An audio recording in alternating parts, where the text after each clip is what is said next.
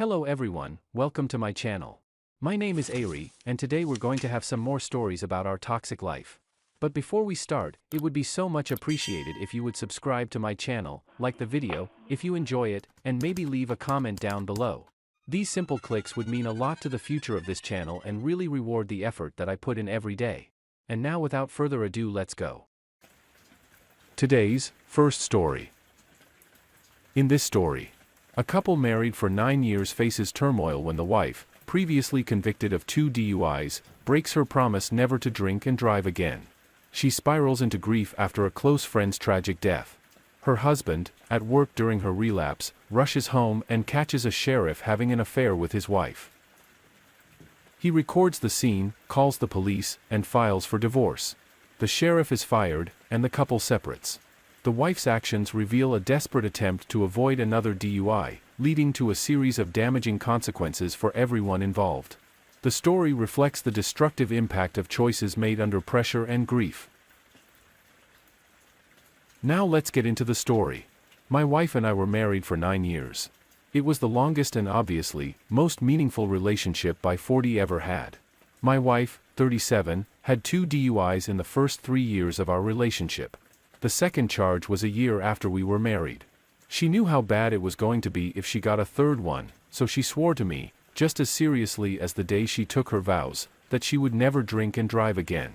I believed her and she kept her promise for the next 8 years. Then she was faced with heartbreak when someone we were both very close to passed away. She saw this person every day and cared about them as much as she would her own child. We never felt ready to have children, but she filled that place in her life with other people she held dear. When this person was killed, it was big national news. She couldn't cope. She couldn't accept that this person was gone and that another person would be so evil to take them before they got to live their life. I scheduled a group counseling session for us, but my wife was too upset to go. I held her and she cried, but after a week, life had to go on. I couldn't be excused from work anymore, even though my wife was able to take more time off. While at work the next day, or shortly after that, I was texting my wife back and forth quickly until she stopped replying suddenly. I tried calling her after an hour and she didn't answer. Given my wife's instability at the time, I got permission to leave work early and went home. The sheriff's marked vehicle was parked outside, but it wasn't directly in front of our house and I didn't think it was related to her because the sirens and engine were off. As I passed my wife's car in the driveway, I noticed a bag from the liquor store. My heart sank. She hadn't drunk in a long time and didn't tell me anything about it. I entered the house quietly and heard noises in the bedroom. I snuck down the hallway and became certain I was hearing a man breathing heavily and our bed squeaking. I can only think that there was no way my wife was cheating on me. I was proved wrong when I came to the bedroom door that was slightly ajar. There was the sheriff still in uniform going at it with my wife. She didn't look too upset about it either. I silently recorded them as I shook and cried. I went back outside and called the police. I told them what was happening and they dispatched other officers. When they arrived 5 minutes later, the sheriff was still inside my house and wife. I showed them the video and their jaws dropped. They tried to play it down, but I knew this guy was at least going to be fired. He was escorted out of my house in handcuffs. My wife came outside to find me and immediately started crying. I wouldn't let her touch me and told her I was filing for divorce. She told me she wouldn't have done this to me unless she felt like she didn't have a choice and this was to avoid a third DUI. I told her it was her fault she bought the alcohol, drank it, and drove. If she would have been charged with a DUI, that's at least something we could work through together, but now I couldn't even look at her. I didn't want her to be my wife after knowing what she was willing to do behind my back. I hated her.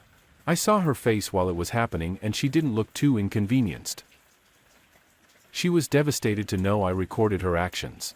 With the police there, I was able to get help ordering her to pack some things and stay somewhere else for a while. She tried coming back a few times before our court hearing, but I wouldn't let her in and she didn't have house key. I had a winning case against her and the police station for malpractice.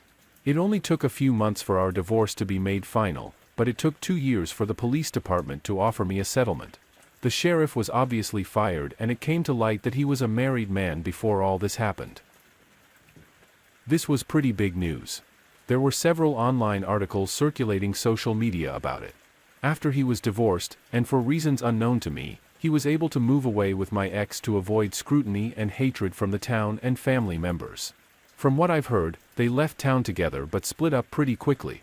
I knew they weren't meant to be together, and I don't think fate ever expected them to connect in this way. Their actions have only produced negative changes and consequences for themselves and the people they were closest to.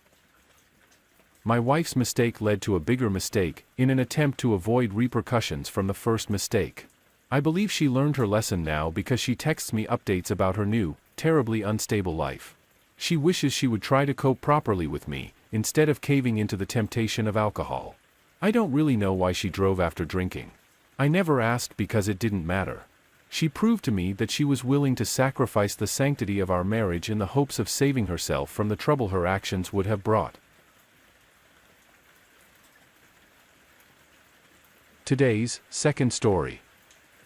In this story, a 35-year-old man discovers that his wife has been secretly seeing their much older neighbor. Feeling distant and burdened by their failing marriage, he decides to focus on himself and his own happiness. Eventually, he catches his wife cheating with the neighbor and records evidence, leading to a divorce. Tragically, the neighbor unexpectedly passes away, and the wife later learns she is pregnant with his child. She struggles with her situation, blaming her ex-husband to some extent. He, however, moves on with his life, content in his newfound independence. Now let's get into the story. My wife, 35, became selfish and distant because she was secretly seeing our neighbor. I let her distance herself from me and made a decision to focus on me and what I needed and enjoyed. The marriage had become a burden on my shoulders, and I enjoyed my time alone. Our stupid relationship clouded my days and made me feel like I had to solve a giant metaphorical jigsaw puzzle before I could eat or sleep. At the time, I still didn't know why my wife pulled away and limited our conversations to who was taking the trash out. That night, I was outside gardening, trying to keep myself positive. When she came outside the house, smiled at someone I couldn't see, then looked around first before walking towards them. I peeked around the corner to watch her and see if I could tell who it was. It was our much older neighbor. He must have been at least 10 years older than my wife. My stomach completely flopped when he planted a huge kiss on her and tapped her, but when she walked away. The fact that she was cheating on me with someone so close explained why she wasn't on her phone all the time. She would just go outside all the time for walks. A while ago, she stopped cooking for me. It was really annoying because I was a terrible chef and I tried asking her to make me stuff, but she always had an excuse and said it would be better if we ate separately. Due to work schedule conflicts, it wasn't that much of a difference. She just wanted me to starve. So I took the time to cook lasagna in the kitchen, leaving no space for her to make dinner for a 3-hour window. She was growing impatient, so I took this time to tell her it wasn't even for me to eat, it was for someone else. Of course, this made her wonder if I was making it for her, so she asked who it was for, and I said the older neighbor next door who was moving away. She looked confused and immediately asked if I met Tim AP. I said yeah, and I thought he already told her. When she was outside with him, she turned red and looked at me, but then walked away. I don't think she cared very much if I saw, so it was good. I'd been distancing myself too, and chose not to worry about her or our relationship. I finally had enough happen to motivate me to move out. I was being disrespected and she did not care. There's no repairing a relationship when one person's unwilling and sleeping with a neighbor. I know she was sleeping with him because I hid in her house. One day when she had him come over to bang, I recorded the audio pretty clearly and used it to file for divorce. She told me she never thought I'd actually move out or file for divorce, and she felt bad we ended how we did. That interaction with her was mild compared to 3 weeks later when AP unexpectedly passed away. Then she was hysterical, asking me to take her back because he was gone. I told her I'd have to be one gullible son of a gun if I took her up on that offer. She was no longer the woman or wife I desired and I was going to find one. She tried to spread rumors about me in her anger, but few of her friends knew the truth and argued with her. It started this string of comments and insults against my wife's character. After she made a few enemies, she deleted the post that was intended to garnish sympathy for her. Sadly, 3 weeks after AP passed away, my wife found out she was pregnant. I knew it was not my child, so she was pregnant with a deceased man. She had her mom move in with her to help afford the house and raise the baby. It was not an arrangement she was happy with. She has no privacy and certainly a rough dating life ahead of her. She felt like it was partially my fault she was in this situation and I thought she was crazy. I wasn't the one that cheated, and it certainly wasn't up to me to reconnect and communicate with her. I haven't felt the need to start dating again. I've just been settling into my new place and making it my next home. The time I spent distancing before the divorce really helped to prepare me for this step. Here are my thoughts on the situation. I'm sorry to hear that your wife chose someone else and didn't have the decency to communicate or discuss the issues in your relationship before moving on. Sometimes, the most challenging conversations are essential if there's any hope for reconciliation or a positive resolution. When committing to a relationship, it's crucial to be open and honest about your thoughts, regardless of how your partner may react. Certainly, it's essential to be sensitive to each other's feelings and avoid saying anything hurtful.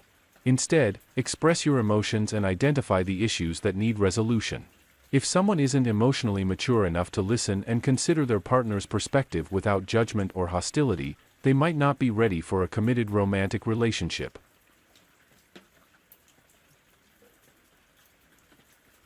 Today's third story. In this story, during the pandemic, a frustrated wife seeks help from a hairstylist friend for her hair woes. However, her husband, who had security cameras installed, discovers her having an affair with the stylist. Enraged, he seeks revenge by posting incriminating photos online, leading to the stylist's divorce and business closure. The husband divorces his wife and celebrates with a neighborhood party, where he meets a new woman. His life takes a different turn, and he finds happiness in the aftermath of the tumultuous events. Now let's get into the story. During the pandemic, my wife of 7 years was extremely frustrated with her hair. She, 35, had a short style with layers that required maintenance. Otherwise, it would grow to look like a mop on her head. I, 40, tried to help, but I am not a hairstylist, and I accidentally made it worse. She resented me for a few weeks, but we had to make up because we were stuck in the house together. I told her I could set some money aside for her to ask her hairstylist friend if he'd be willing to come to the house to do her hair. He was willing to. While I was at work, my wife's job was shut down, but at least mine wasn't. I feel for the households that couldn't work at all. Anyway, I believed this guy was respectable because he was married with a 2-year-old kid. Besides that, we had security cameras. My wife knew about them and I'd review them once a month. You can imagine my surprise when I noticed my wife go to where the living room camera was plugged in and attempt to unplug it. She wasn't looking at it, so she actually unplugged the wrong one. Then she answered the front door. It was the hairstylist. Now I was sitting forward in my desk chair. I couldn't believe I was watching something my wife didn't expect me to see. I wondered why she wanted to hide her actions, but I didn't have to wonder for long. The way they interacted seemed like close friends until he was done with her cut. She looked beautiful and he moved her hair to the side, stroking her face. There was a moment shared between them just before he went in for a kiss on the lips. I rubbed my eyes and rewound the video. This couldn't be. I was happily married to my wife for 7 years and he was married as well. It became clear my wife kissed him back and it didn't end there. They kept kissing and my wife started to undress. She led him to the couch and I couldn't look. I did look, even though I didn't want to because I had to know if she said anything about them or why it was happening and if it would happen again. She didn't. But she did say she'd be in touch with him. There were other gaps in the recordings where she did unplug the camera. Something came over me. I was powered with the fuel of injustice. I printed pictures of him on top of her. A moment where his face was turned so you could tell it was him. I put them all over his closed store and took pictures of the store with them on it. Then I posted it all on his business website. It is personal. Facebook and my wife's. When I got home, my wife had the front door barricaded like I was some kind of monster. I pushed my way in and we had a screaming match. My adrenaline was through the roof because we had never screamed like this before. She had never cheated on me before, to my knowledge. I asked her over and over what made her have intimate with another married man. She kept saying she didn't need to tell me, so I just kept asking and telling her. I dedicated my life to her, so the least she could do was tell me why this happened. She finally admitted they used to date just before she met me. And since they were both tired of being stuck in the house with their spouse, they suddenly couldn't resist each other. The temptation of having someone new in a time so depressing was too great. My wife wasn't really apologetic or crying. She was just a little inconvenienced. I knew she didn't want to let her guard down or admit how bad this was. She wanted me to forgive her so everyone could go on with their lives. I told her that wasn't an option. She didn't want to destroy AP's marriage or her own. But neither of them thought through what they were doing. Maybe they thought no one would find out. But now it was all over the internet and his store. AP's wife divorced him and he lost his business. I divorced my wife when she was forced to leave our house. I made it a huge neighborhood party while she loaded up a moving truck. I was grilling for the neighborhood and loud music was playing. All the people in attendance thought my idea was great because she deserved to be embarrassed. A pat on the back for getting through the divorce and winning my house back. At that farewell party, I met a woman that just moved into the neighborhood, and she and I may or may not become a thing in the near future. All I know is I'm happy with how my life has turned out ever since.